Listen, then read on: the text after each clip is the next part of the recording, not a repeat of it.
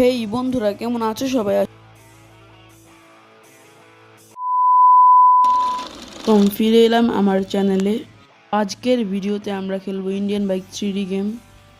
এখন আমি ব্যবহার করব কিছু মজার চিট কোড।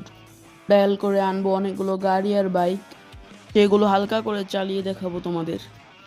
যদি গেমের চিটস আর স্পেশাল ফিচারগুলো পছন্দ করো তাহলে আজকের ভিডিওটা তোমার জন্য।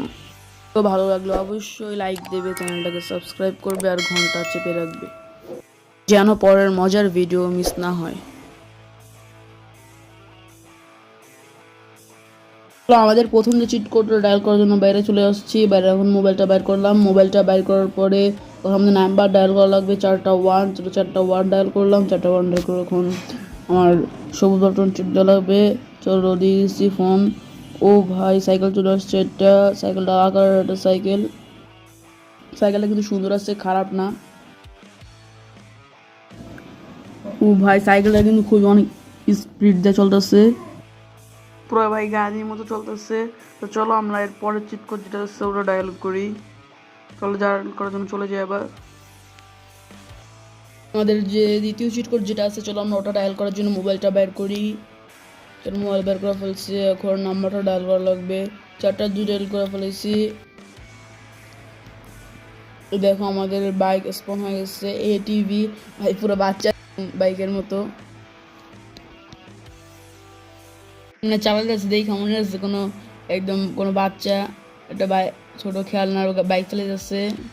ভাই ওই যে একটা ল্যাম্বরগিনি ভার্সন 2 এর সাথে আমার থাকা লেগে গেছে।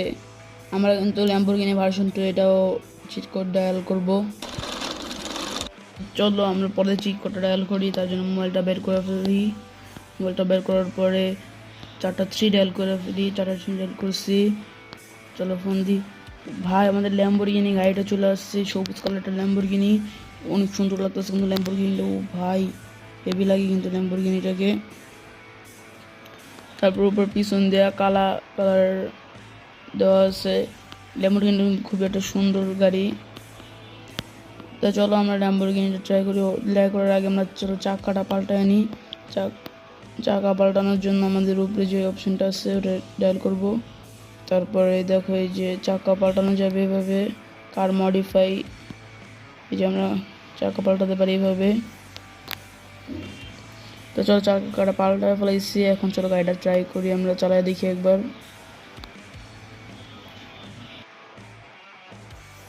ও ভাই, গাড়িটার পিছন দিয়ে কিন্তু অনেক সুন্দর দেখা যাচ্ছে। স্পিড ও ভাই, কন্ট্রোল করা যাচ্ছে না।